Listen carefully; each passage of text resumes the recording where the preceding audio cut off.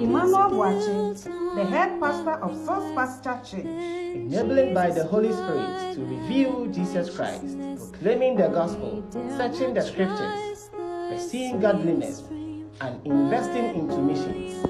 Emmanuel Boache, affectionately called Pastor's Pastor, is a conference speaker, international media resource person on biblical Christianity, and country director for IAMCCBC. That is International Also Ministerial Council of Churches and Bible Colleges, Ghana Chaplaincy. The motive of this podcast is congregational, devotional, and evangelistic. Stay tuned for today's sermon.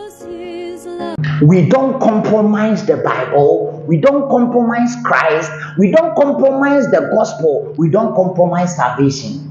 Who is Jesus Christ to you? Those of us who have experienced the gospel, we preach it boldly everywhere. If you believe it, your name will be written in the book of life. Within the veil, on Christ the solid rock I stand. On behalf of the Assembly, I wish to thank the President of the Kyrgyz Republic. The Assembly will hear an address by His Excellency Javier Gerardo Milei, President of the Argentine Republic. I request protocol to escort His Excellency and invite him to address the Assembly.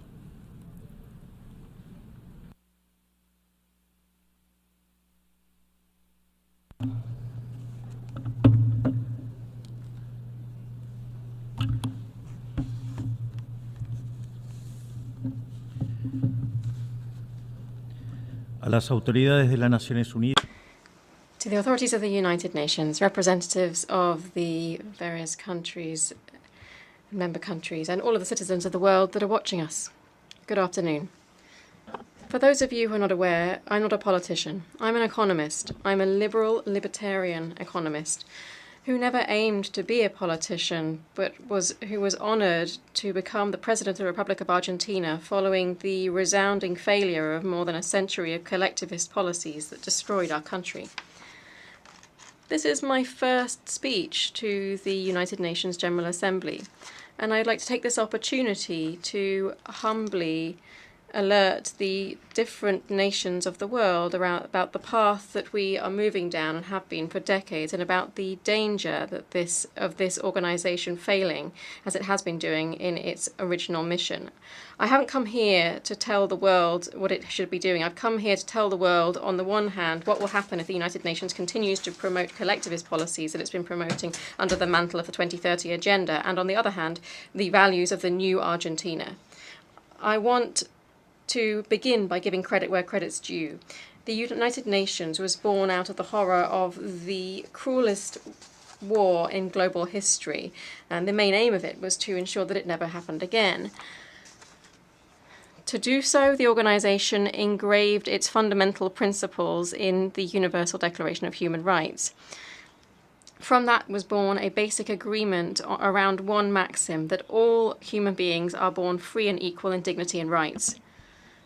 Under the watch of this organization, the adoption of these ideas, over the last 70 years, humanity has experienced the longest period of global peace in history, which has coincided with the greatest period of economic growth in history. It established an international forum in which nations can resolve their conflicts through cooperation rather than resorting instantaneously to weapons, and it achieved something previously unthinkable: to sit the 5 great powers of the world around one same table with the same veto power, despite having completely counterposed interests. All of this didn't mean that the scourge of war disappeared, but it did, at least for now, ensure that no conflict has escalated to global proportions. The result was that we moved from having 2 world wars in less than 40 years, which together claimed more than 120 million lives, to having 70 consecutive years of relative global peace and security and stability under the mantle of an order which allowed the entire world to be integrated commercially, to compete and to prosper. Because where trade enters, we don't have bullets, said Bastiat, because trade guarantees peace, peace guarantees, and freedom guarantees trade. Equality before the law guarantees freedom. It managed to ensure what Prophet Isaiah said, that he will judge between the nations and will settle disputes for many peoples. They will beat their swords into plowshares and their spears into pruning hooks. Nation will not take up sword against nation, nor will they train for war anymore. This is what's happened mainly under the watch of the United Nations in its first few decades. That's why we're talking about an outstanding success in the history of nations that has been achieved by the United Nations, and it cannot be overlooked. Now, at some time, and as often happens with the majority of bureaucratic structures that are created by men, this organisation stopped looking after its main aims set out in its founding declaration and started to change. This was an organisation that had essentially been thought up as a shield to protect the reign of men, and it became a leviathan with various tentacles purporting to decide not only what each nation state should do, but also how all the citizens in the world should live. That's how we moved from being an organisation that pursued peace to an organisation that imposes an ideology on its members about an endless list of topics in society. The model of the United Nations that had been successful, the origin of which we can see in the ideas of President Wilson, who talked about the need for peace without victory, and that was founded out of cooperation from nation states, has been abandoned. It's been replaced by a model of supranational government, of international bureaucrats that attempt to impose on citizens of the world a specific way of living. What we're discussing in New York this week at the Summit of the Future is nothing more than going further down this tragic path, the tragic path that this institution has adopted. Going further down this path, which in the very words of the Secretary General, calls on us to define a new social contract, redoubling our commitments in the 2030 Agenda. On this, I'd like to be clear about Argentina's position. The 2030 Agenda, although it's well-intentioned in its goals, is nothing but a supranational government program that is socialist in shape. It purports to resolve the problems of modernity with solutions that afflict the sovereignty of nation states and violate the right to life, right to freedom, and property of persons. It's an agenda that purports to resolve poverty, inequality, discrimination with legislation that simply furthers these issues, because the history of the world has shown that the only way of guaranteeing prosperity is by limiting the power of the monarch, by guaranteeing equality before the law, defending the right to life, to freedom, and to the ownership and property of individuals. The adoption of this agenda is fully in line with these privileged interests and looks beyond the principles that were set out in the Universal Declaration of Human Rights. It has therefore twisted the role of this organisation and set it on the wrong course. We've seen how an organisation that was born to defend the rights of man has become one of the main proponents of systematic violations of freedom, such as, for instance, the lockdowns imposed in 2020, which should be seen as a crime against humanity. In this same house, that purports to defend human rights, we have also included bloody dictatorships in the Human Rights Council, including Cuba and Venezuela, without reproach. In this same house, which purports to defend the rights of women, we've allowed on CEDAW, the CEDAW Committee, countries that punish their women just for showing their skin. In this same house that had voted against the State of Israel, which is the only country in the Middle East to defend a liberal democracy, we have simultaneously shown a total inability to respond to the scourge of terrorism. On the economic level, we have promoted collectivist policies that undermine economic growth, violate property rights, and disrupt a natural economic process, preventing the most left-behind countries to freely enjoy their own resources. They have imposed regulations and prohibitions specifically because of countries that wish to develop themselves. We have further established a toxic relationship between global governance and international credit bodies demanding that those countries that are most left behind commit resources that they don't have to programs that they don't need, making them perpetual debtors. We have also seen ridiculous policies with Malthusian stances, such as policies, zero emissions policies that harm all poor countries, policies related to sexual and reproductive rights, when birth rates in Western countries are plummeting, announcing a somber future for all of us.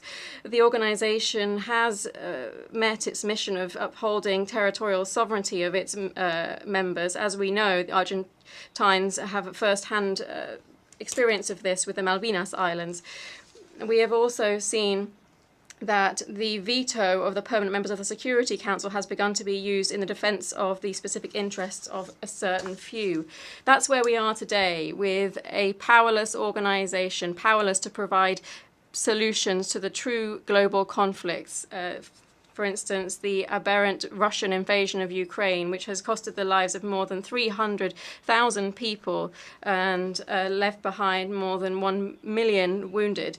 This is an organization that, rather than tackling these conflicts, invests time and effort in imposing on poor countries how they should and how much they should produce, who they should do relations with, what they should eat, what they should believe in, the Pact for the Future purports to dictate. This long list of errors and contradictions has led to a loss of credibility for the United Nations before the citizens of the free world. I'd like to issue a warning here. We are coming to the end of a cycle. Collectivism and the moral posturing and the woke agenda is coming up against reality. There are no further credible solutions to the real problems of the world. If the 2030 agenda fails, as recognized by its own promoters, the response should be to wonder whether or not this was an ill-conceived program from the outset. We should accept this reality and change what we're doing. The same thing always happens with ideas that come from the left. They're designing a model in line with what human beings should do, and when individuals freely decide to act otherwise, they have no better solution than to restrict, repress, or cut off their freedom. In Argentina, we've seen with our own eyes what they have done at the end of this path of envy and sad passion, poverty, anarchy, and a total lack of liberty. We still have time to choose another direction. I want to be clear so that there's no poor misunderstanding here. Argentina, that is going through a profound process of change currently, has decided to embrace the ideas of freedom. These are ideas that say that all citizens are born free and equal before the law, that we have inalienable rights granted by our Creator. To life, to freedom, and to property. These principles that are setting the framework of the process of change that we're undertaking in Argentina are also the principles that will guide our international conduct from now on. We believe in the defense of life for all. We believe in the defense of property for all. We believe in freedom of expression for all. We believe in freedom of worship for all. We believe in freedom of trade for all. And we believe in limited government, all. And in these times, what happens in one country has a swift impact on others, and we believe that peoples should be able to live free of tyranny and oppression, be it political oppression, economic slavery, or religious fanaticism. This fundamental idea shouldn't be mere words. It should be supported by our acts diplomatically, economically, and materially through the joint force of all of the countries that stand up for freedom. This doctrine of the new Argentina is no more and no less than the true essence of the United Nations. That is, the cooperation of nations united in the defense of freedom. If the United Nations wants to resume the principles that led to its birth and adopt the role for which it was designed, it can count on the full support of Argentina in its struggle for freedom. You should be aware, though, that Argentina will not support any policy that implies restricting individual or trade freedoms nor the violation of the natural rights of individuals, regardless of who promotes these or how big the consensus is in this institution. For this reason, I'd like to officially express our dissent on the Pact for the Future that was signed on Sunday, and I invite all nations of the free world to support us, not only in relation to this pact, but also in the establishment of a new agenda for this noble institution, that is, the agenda for freedom. From this day on, you should know that Argentina, the Republic of Argentina, will abandon its policy of historic neutrality and will be on the vanguard in the struggle for the defence of freedom. Because, as Thomas Paine said, those who expect to reap the blessings of freedom must, like men, undergo the fatigue of supporting it. Long live freedom, God damn it. Thank you very much. On behalf of the Assembly, I wish to thank the President of the Argentine Republic.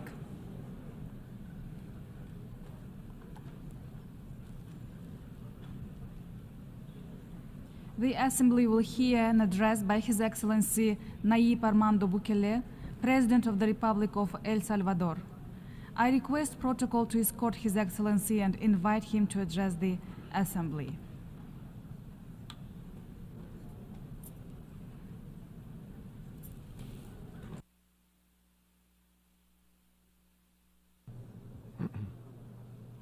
And when Peter and John and the other apostles were preaching,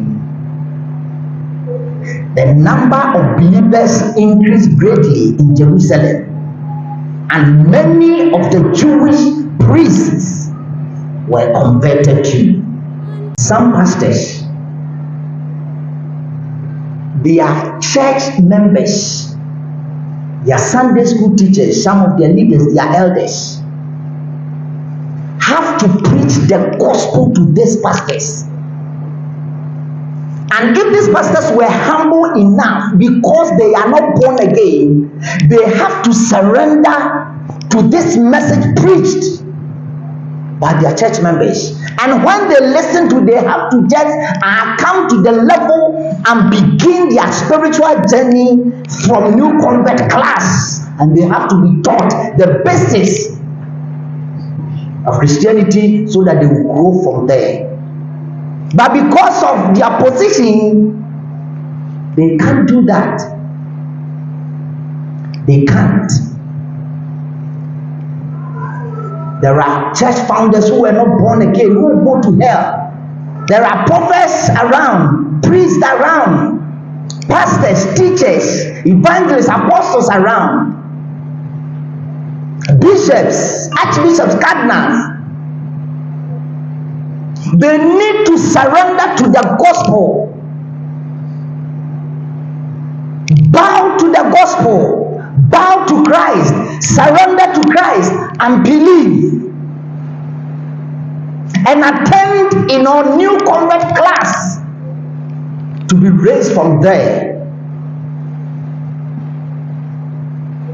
and begin their spiritual journey.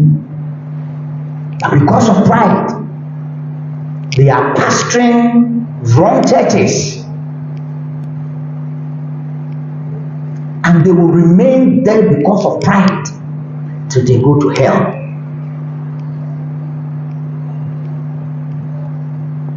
The gospel of humility.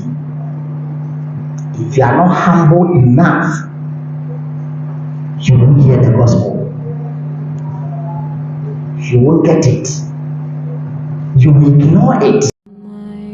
Emmanuel Boachi, the head pastor of Source Pasture Church, Enabled by the Holy Spirit to reveal Jesus Christ, proclaiming the gospel, searching the scriptures, pursuing godliness, and investing into missions. Emmanuel Boachi, affectionately called Pastor's Pastor, is a conference speaker, international media resource person on biblical Christianity, and country director for IAMCCBC. That is, International Also Ministerial Council of Churches and Bible Colleges, Ghana Chaplaincy. The motive of this podcast is congregational, devotional, and evangelistic. Stay tuned for today's sermon. His lovely face.